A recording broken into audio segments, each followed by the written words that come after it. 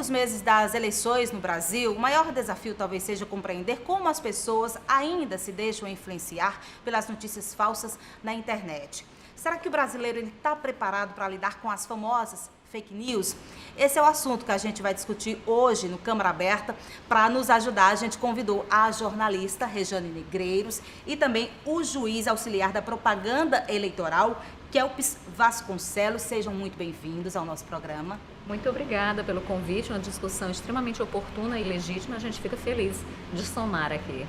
E de nossa parte também agradecemos e nos colocamos sempre à disposição, porque neste ano teremos que ter um trabalho muito grande de conscientização, de esclarecimento da população em relação a esse tema.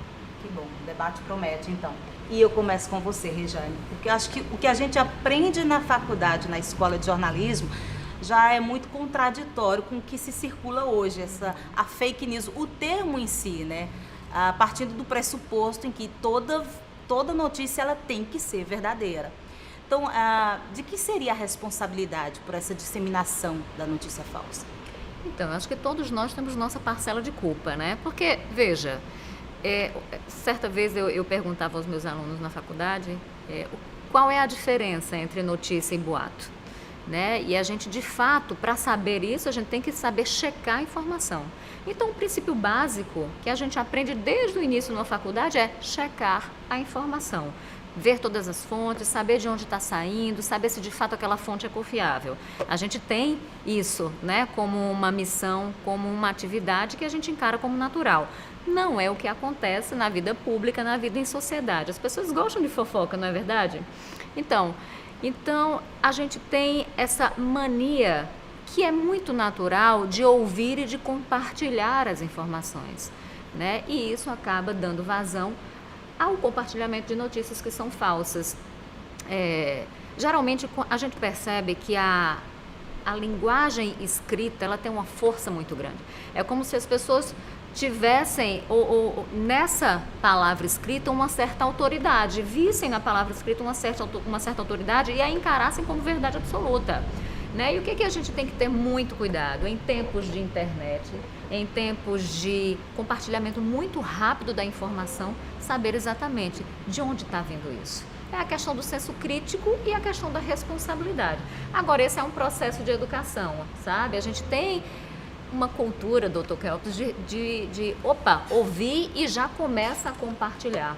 Mas aí tem que entrar essa questão da educação e do senso de responsabilidade mesmo, do senso crítico, de onde veio e se realmente ela vale a gente compartilhar. Eu costumo dizer que aquilo que é muito esdrúxulo, aquilo que é uma coisa que você é curioso demais, cuidado, vá com calma para saber se realmente aquilo é verdade ou não. Eu acho que essa é uma responsabilidade de todos nós, jornalistas ou não, né? Muito bem. E nesse período agora, a gente sabe que notícia falsa, né, boatos, sempre existiram na história da humanidade. Sempre. Né? Isso aí eu acho que é uma característica nossa do ser humano. E antes de eleição, então, hein, doutor Kelps? Sem dúvida. Né? Agora, o grande desafio realmente para este ano, principalmente, é construir uma jurisprudência a respeito do que essas notícias falsas podem produzir em termos de alteração no resultado da eleição, né? De que forma isso pode afetar o resultado, havendo realmente esse desequilíbrio entre candidatos, porque uma notícia veiculada que macule de uma forma séria, grave, a imagem de um determinado candidato, ou que, por outro lado também, porque também seria uma notícia falsa, que enalteça indevidamente a característica de outro candidato, não é? Mas a partir de informações falsas. Até que ponto isso daí vai ter o potencial de afetar o resultado das eleições, mas ao mesmo tempo, e aí eu acho que a gente vai chegar nesse ponto, a gente ter o discernimento de ver até que ponto essa jurisprudência vai atingir apenas a notícia falsa, o foco da notícia para punir aqueles que estiverem praticando, né, esse tipo de veiculação, e até que ponto isso daí não estará ferindo a liberdade de expressão, a liberdade de manifestação, né, até que ponto não será uma censura prévia à propaganda eleitoral, né? Então, como tudo isso é muito novo, principalmente agora com proliferação dessas informações pelas redes sociais, né, Rejane? Porque uma coisa é o boato transmitido boca a boca, outra coisa é o boato, né, transmitido em tempo real para qualquer lugar do planeta, e aí as pessoas, né, serem de alguma forma influenciadas por isso. E é interessante, porque a gente sabe aquele ditado que diz, olha, pegue um papelzinho, pique e jogue ao vento, você não consegue juntar mais nunca. Né? E a notícia falsa não é que você nunca vai conseguir, enfim, desmascará-la. Se consegue, mas demora. E o impacto dela, o prejuízo que ela causa é muito grande. Inclusive as eleições que o senhor acabou de citar, o impacto dela em 2016 nos Estados Unidos, a gente sabe que a justiça americana está investigando ainda, né, a possível participação dos russos. Sim. E que teria dado um empurrãozinho para que o Trump chegasse lá, né? Isso pode acontecer no Brasil? Eu acho que tudo pode acontecer, inclusive nada. Como diria o poeta, né? Não é? Tem uma pesquisa brasileira de mídia, que é de 2016, que diz que a internet já é a segunda fonte de informação usada pelos brasileiros, a segunda mais usada. A gente tem ainda na TV a fonte de informação primária. Né? E como as coisas realmente, de fato, elas são compartilhadas muito rápido e tem a questão do sentimento, o lance do sentimento que a gente precisa falar, porque na internet, diferente de qualquer outro veículo, canal, as coisas elas se dão muito em torno do sentimento.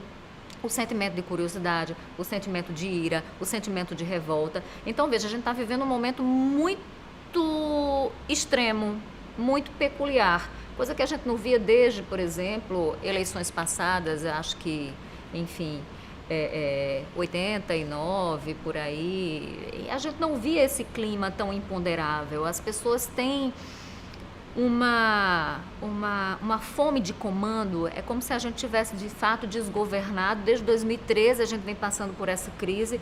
Isso causa revolta, isso causa medo, né? Isso causa determinados sentimentos que nos regem, porque nós somos regidos por sentimentos. E na internet o sentimento, ele ajuda muito nesse processo de compartilhamento.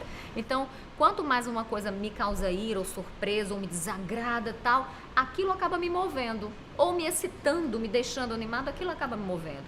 Então, se é uma informação que trata de determinado candidato, por exemplo, e que fala de corrupção, ou um caso muito esdrúxulo que isso vai me causar revolta, primeiro eu compartilho, para depois eu saber se aquilo de fato é verdade. E aí, eu acho que tem uma pergunta que cabe aqui. O brasileiro, ele não costuma, ele não tem esse cuidado, né? De abrir a informação antes de compartilhar, de reproduzir aquilo antes. Viramos leitores de manchete. A gente vai para a primeira informação e a gente não se aprofunda. Então, a gente vive numa bolha, tudo muito raso, né? E esse é um problema grande. Então, a gente vai... Em vez de a gente procurar ler, procurar se aprofundar na notícia, procurar se informar, procurar diferentes fontes, não. A gente tende a acreditar naquilo que a gente vê primeiro, enfim, e muito motivado por esse sentimento de revolta. Isso é muito perigoso, sim, e pode ajudar a desequilibrar o pleito. Agora, você veja, muito recentemente, o presidente do Tribunal Superior Eleitoral, hoje, Fux, né, ele se encontrou com partidos para que assinem um termo de responsabilidade e compromisso no combate à questão das fake news. A gente tem 35 partidos hoje no país, só 10 participaram e assinaram. Então você veja como a gente ainda está distante desse processo, como ainda falta de fato um comprometimento no que diz respeito ao combate desse tipo de crime que é perigoso. Eu conversava com o Dr. Kelps a respeito da escola base em São Paulo, onde disseram que houve crime ligado à questão de abuso contra crianças e acabou com a imagem da escola. Houve uma comoção, uma histeria coletiva e depois conseguiram provar que aquilo era boato, era mentira. Destruíram o próprio prédio da escola, incendiaram. Tudo. Acabaram com a vida do casal, eles eram orientais, eles são orientais, eles não conseguiram mais se reerguer. Outro fato que marcou muito a morte de uma mulher que disseram que ela fazia magia negra. Pegaram, lincharam para depois saber se ela era ou não. Então, veja como isso compromete. A gente, claro, está falando de coisas extremas, mas isso também se aplica à questão da eleição. E o papel da Justiça Eleitoral neste ano vai ser fundamental, né? Não para impedir, porque a gente não tem mecanismos, digamos assim, suficientes para realmente restringir tanto essa veiculação de notícias falsas. Agora, o papel no sentido de punir severamente, né, de ser dura realmente para com aqueles que veiculam, principalmente aqueles que criam as notícias falsas, né, e a partir de seus perfis nas redes sociais começam a difundir isso daí. Então, o papel da Justiça Eleitoral de punir severamente, né, para que os robôs, né? sim, identificar, porque vai ser é o grande desafio, porque tudo é muito novo. Não existe, nas eleições anteriores, não existia nem a possibilidade de propaganda eleitoral via internet, né? Então, são coisas novas que vão exigir também a partir de normatizações novas, né? O Marco Civil da internet é o máximo que a gente tem, a própria lei das eleições, e a gente vai ter que ter um trabalho muito de garimpo mesmo, aquele de ir aos poucos montando essa jurisprudência para evitar, né, que o resultado das eleições seja efetivamente afetado por essas notícias falsas. A gente vai fazer um intervalo daqui a pouco, mas antes eu preciso fazer uma pergunta, já que o senhor tocou nesse assunto, sobre as atribuições do TRE agora, nessas eleições, porque a gente sabe que a propaganda eleitoral na TV diminuiu, né? As pessoas devem recorrer mais à internet, então? Isso seria mais perigoso? Bom, a internet vai ser realmente uma das ferramentas mais utilizadas na propaganda eleitoral, indubitavelmente. Já estão sendo, né, Dr. Campos? Porque não a gente está apenas em um período de pré-campanha, né? Isso, mas não apenas a propaganda oficial, digamos assim, dos candidatos, dos partidos, né? Os próprios eleitores, já tomando partido de um determinado candidato, eles já vão começando a veicular informações, umas verídicas, outras não é? E aí também entra a responsabilidade do próprio eleitor, né? Porque ele não estará isento também da responsabilização civil, administrativa e até criminal por aquilo que ele veicula. Se a informação falsa parte de um eleitor que está disseminando aquela informação falsa para prejudicar um determinado candidato, ele poderá ser condenado a uma pena de multa que a legislação prevê de 5 mil a 30 mil reais, né? E eventualmente a condenação pelos crimes, tanto de injúria, quanto difamação, quanto de calúnia, conforme o caso, né? Então, eu acho que realmente o tempo curto de propaganda eleitoral, né, que reduziu para 45 dias apenas, vai favorecer ainda mais a proliferação dessa propaganda por meio das redes sociais.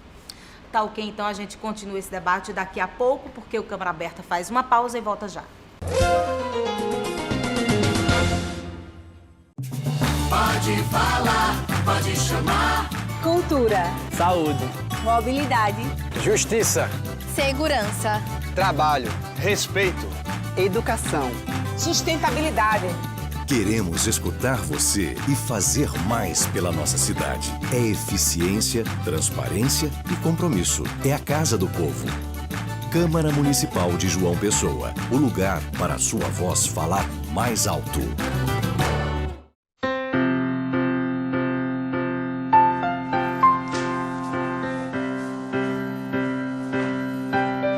O que passa pela Câmara fica para você. Câmara Municipal de João Pessoa. O Câmara Aberta está de volta e a gente começa esse bloco chamando uma entrevista com o professor Carlos Eduardo Batista, ele que é coordenador do Laboratório de Aplicações de Vídeos Digital da UFPB, e ele vai explicar agora como é que é o passo a passo da notícia falsa, né? Como é que ela é criada e para que ela serve. Vamos ver.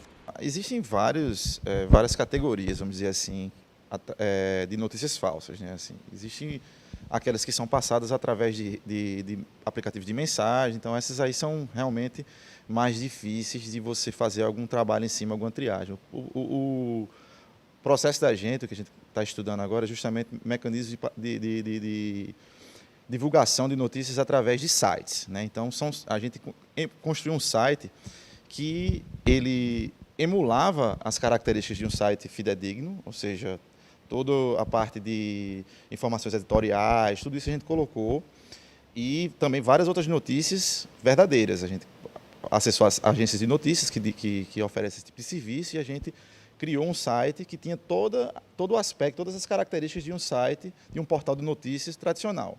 E a gente injetou essa notícia falsa. E, além disso, a gente ainda criou 2 níveis de referências para, se alguém tivesse a curiosidade de verificar se aquela notícia tinha uma fonte fidedigna ou não, para a gente ainda tentar ludibriar essa pessoa que fosse tentar verificar. Então, a gente criou um site em inglês e outro site em russo, né, também hospedados em servidores que dispunham de domínios associados a esses países, para ficar ainda mais fidedigno, né? Então, a partir disso aí, a gente começou a utilizar as redes sociais para divulgar esses sites que tinham essas notícias falsas e tentar identificar como é que funcionava o mecanismo de dispersão dessa notícia, de fato. E a gente percebeu realmente que não é as atividades envolvidas para você registrar domínio, construir um site com essa aparência, pegar notícias verdadeiras e injetar, tudo isso não precisa de nenhum conhecimento técnico muito profundo. São atividades que requerem, obviamente, algum conhecimento técnico, mas nada muito avançado. Então, são coisas que dá para ser... Essas atividades podem ser feitas em lote e, rapidamente, você pode construir vários sites com aparências bem interessantes, assim, do ponto de vista de passar a credibilidade.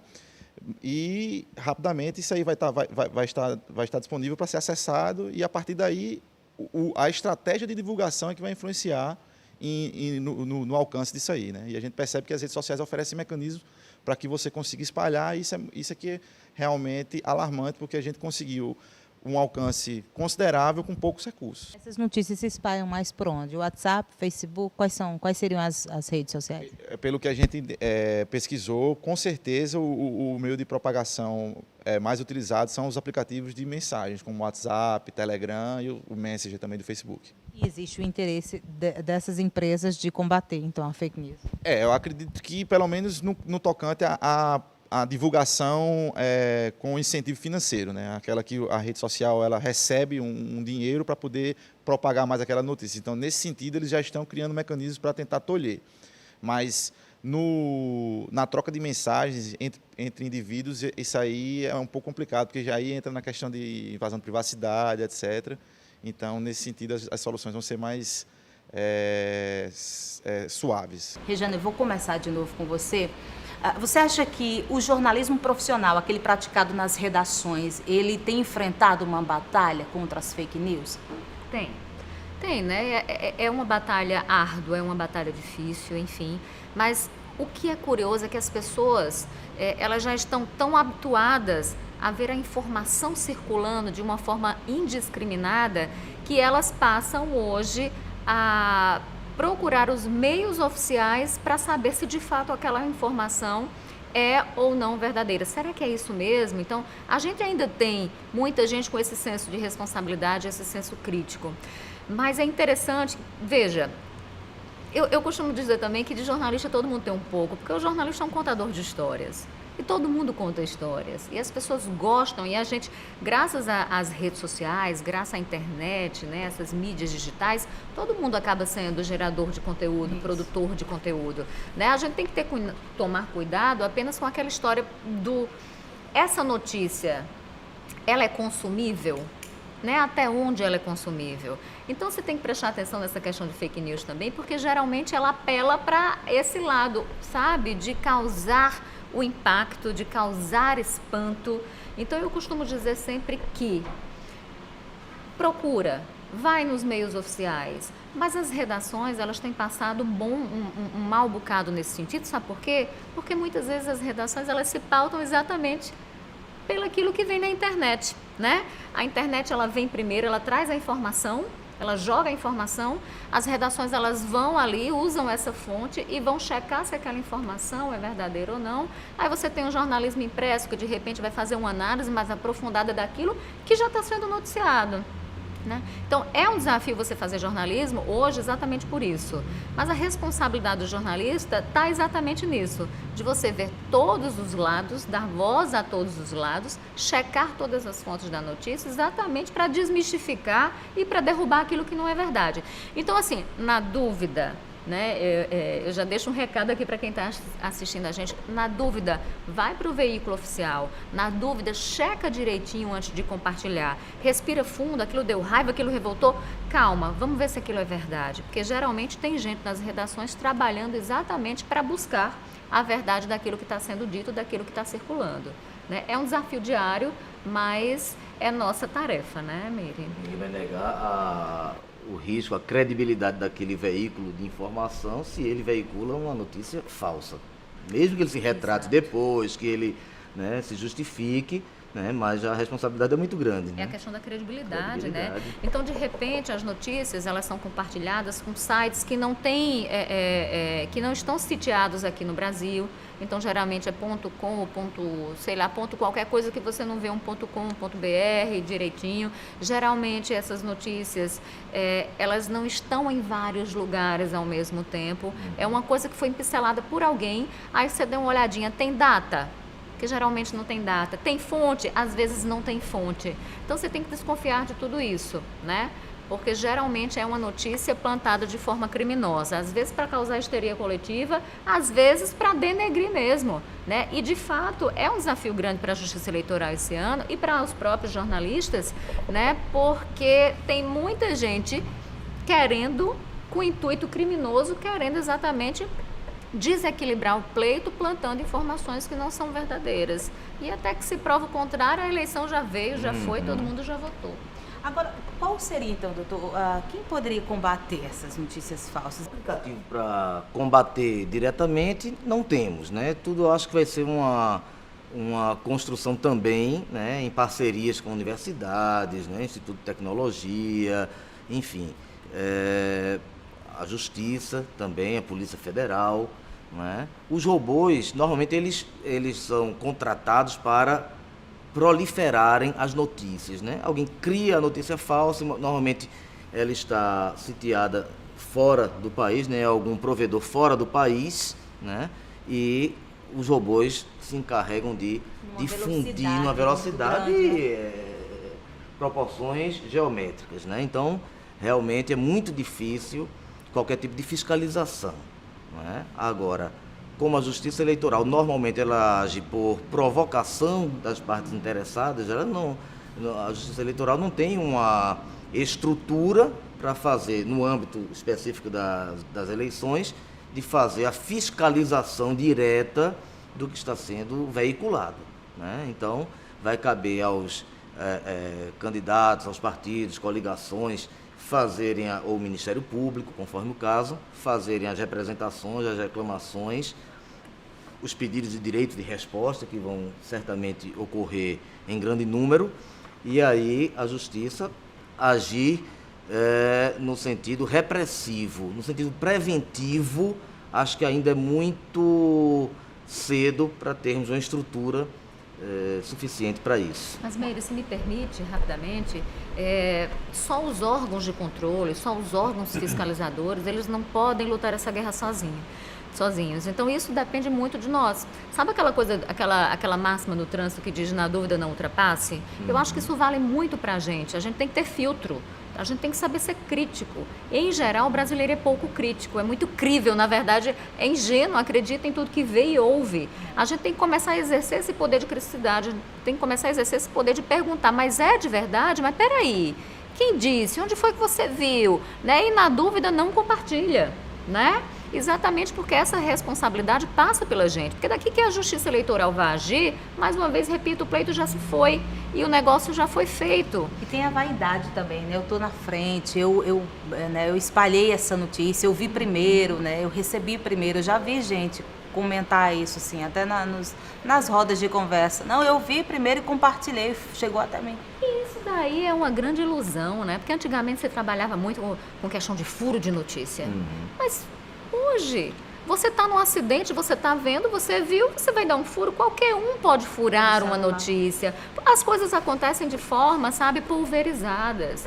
Então, melhor do que furar, melhor do que dar uma informação em primeira mão, é dar uma informação boa, uma informação verdadeira, correta. Então, é melhor você perder 10 minutinhos e sair atrás de um outro veículo do que você estar fazendo besteira e colocando informação incorreto que comprometa a tua credibilidade. No caso do próprio eleitor, como disse o doutor Kelps, esse eleitor ele pode ser identificado e ele pode ser multado e dói no bolso, é caro. Então, responsabilidade para todos os lados é bom, né? Igual a canja de galinha não faz mal.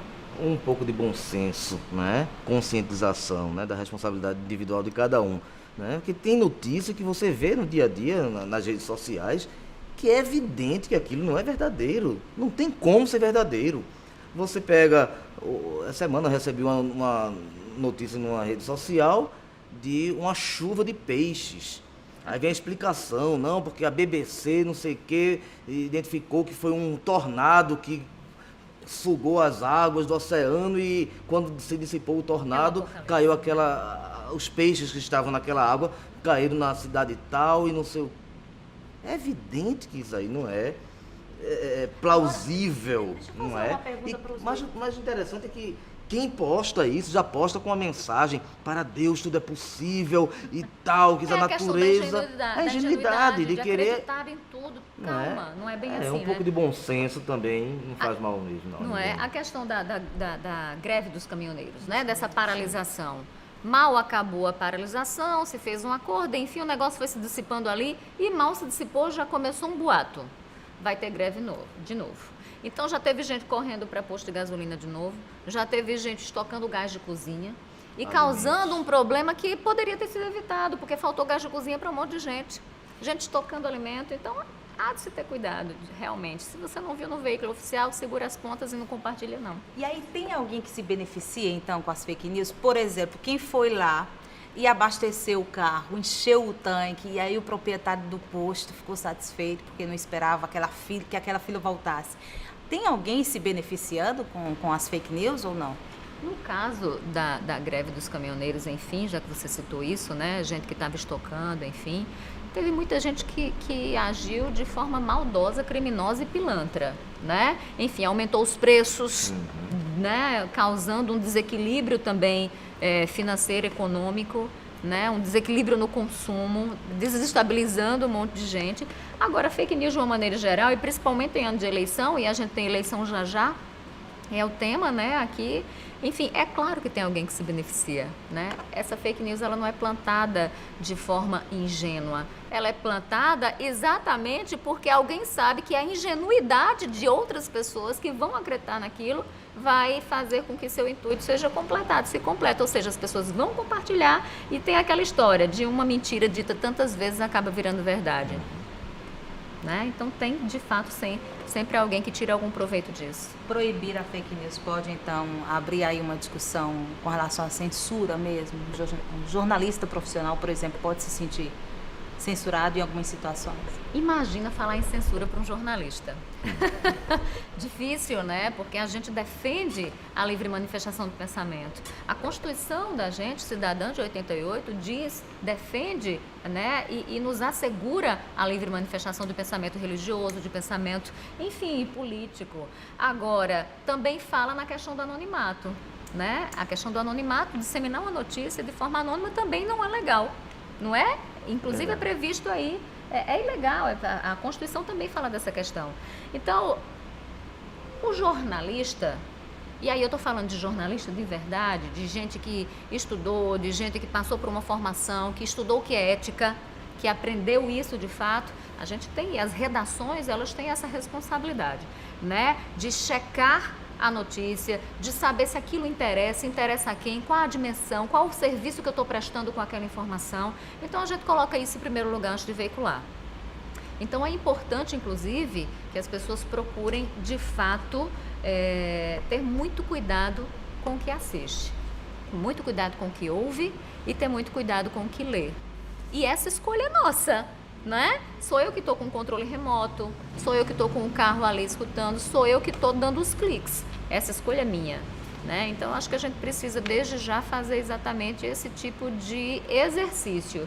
E nas redações, eu acho que você ter responsabilidade na veiculação da notícia não é censura.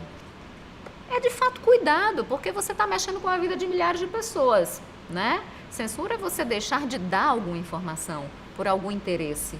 que não seja o interesse coletivo e que não seja o interesse geral. E a gente, de certa forma, e a gente, de toda forma, no jornalismo, trabalha exatamente para isso, para prestar um bom serviço para a sociedade, né?